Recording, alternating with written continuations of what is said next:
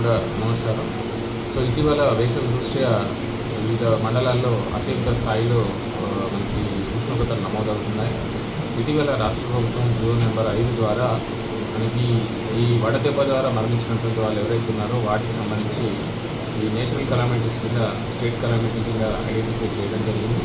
ఎవరైనా దురదృష్టవశాత్తు కనుక ఈ వడదెబ్బ ద్వారా చనిపోతే ఆ చనిపోయినటువంటి కుటుంబంలో ఉన్నటువంటి సభ్యులకి 4 లక్షల రూపాయలు ఎక్స్‌గ్రేషియా ఇవ్వడానికి కొత్త జీవో ద్వారా అవకాశం కల్పించడం జరిగింది.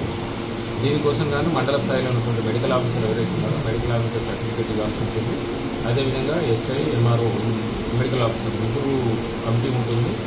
ఈ ముగ్గురు కమిటీ రికమెండ్ చేసేసి జిల్లా కలెక్టర్ గారికి పంపిస్తే ఆ కుటుంబానికి సంబంధించినటువంటి ఎవరైతే చనిపోతారో వాళ్ళ వారసులకి ఎక్స్‌గ్రేషియా అమౌంట్ అనేది ఇవ్వడం జరుగుతుంది.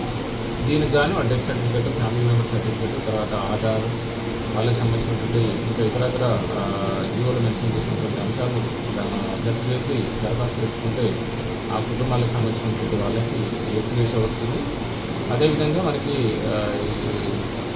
రైతు బీమా ఏదైతే ఉందో రైతు బీమా కానీ లేకపోతే ఎక్స్‌గ్రేషియా కానీ రెండింటిలో ఏదో ఒకటే వస్తుంది. ఒకవేళ అది క్లెయిమ్ చేసుకుంటే ఈ ఎక్స్‌గ్రేషియా అనే దానికి వాటికి ఎలిజిబుల్ కాదు. ఒకవేళ రైతు బీమా వద్దనుకుంటే ఈ ఎక్స్‌గ్రేషియా కింద వాళ్ళకి అర్హత వస్తుంది. కాబట్టి అది పరిశీలించి సంబంధించిన కుటుంబ సభ్యులు దరఖాస్తు చేసుకుంటే ప్రభుత్వ నిబంధనల ప్రకారం ఎక్స్‌గ్రేషియా చెల్లించడానికి తగు చర్యలు తీసుకోవాలి. Thank you.